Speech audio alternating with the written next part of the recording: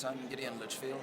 I'm a senior editor at Quartz, QZ.com, which was founded in 2012, belongs to The Atlantic. And my job there is basically in charge of features and in-depth reporting. You worked for The Economist for 16 years or Correct. so. How is, obviously a print publication, how is the digital world of producing journalism, especially in-depth journalism, is it different from print? I mean, in the basics of journalistic technique and quality, it's identical, but then in terms of thinking about how people consume the journalism, how it reaches them, under when they're reading it and so forth, that is completely different. In a print magazine, you don't really think about any of that. The formats are set. In digital, every journalist has to also be a user experience designer to some extent. They have to be thinking about how is someone going to come across my article, what's going to make them read it, what's going to make them share it, what's going to make them get to the end, what sort of device are they going to be reading it on, what time of day might they be reading it, what methods could I be using other than text to get my point across more clearly and more efficiently. I'm competing for the reader's time with everything else on their phone, so how am I winning that competition? I think the journalist has to think about all of those things as well as the journalism itself. To do a good quality digital medium, you can't only be thinking about how many people are reading this article, because some of the articles are going to have a very wide audience, some of them are going to have a rather narrow audience.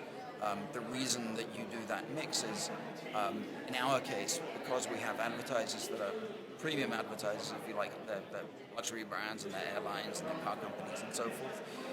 They want their ads to appear next to intelligent, good material. We have a mix. We have some things that are more popular, so we write articles, for instance, about raising your kids effectively, about where to get a good education, we write things about lifestyle and stuff. And then we write fairly wonky things about Chinese monetary policy and about the European Central Bank and about industries in various countries and so forth. And there's a balance, but the point is that we're creating a brand, if you like, a business publication that has quality and is respected for that. I mean, I think like pretty much anyone else who relies on the social web, we find that Facebook is by far the biggest driver of traffic. And so we have, I think like every publisher, that love-hate relationship with Facebook where they bring us a lot of readers and we also know that we're very much at their mercy. Then there are other more very specific networks where we know that a particular story will appeal to a certain audience and we may reach out to certain websites or aggregators that we know reach that audience and try and get them to share it there. We don't have an app. It's something we continue to talk about. We have not built one up to now, partly because, in fact, a lot of it had to do with the fact that we just wanted to be able to build one thing that could be used on different platforms, and that there wouldn't be friction when people, share a link from Facebook that they then have to download the app to read the article or anything like. I mean, you can continue to try to build loyalty just by doing good articles that make people recognize your brand. I think that we have tried recently to have a larger number of people coming back to our site, just to check what's there. And the way that we've been approaching that up till now is we have a sort of version of our email newsletter on the site. It's like a news roundup. So you can come to Quartz and get a very quick hit of what is going on in the world right now, and then maybe stick around for another story or two.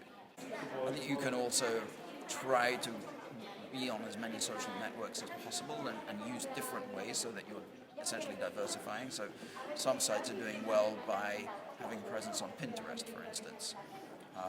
I think video is another one, even though video also relies on social networks for sharing, but it sort of multiplies the number of channels that you have. So the more you can diversify, I think, the better off you are. I think social media is here to stay. We're always going to use it. Maybe the platforms will change, their algorithms will change, the ways in which they reach us will change, but essentially I feel like news has become social and that is not likely to go away.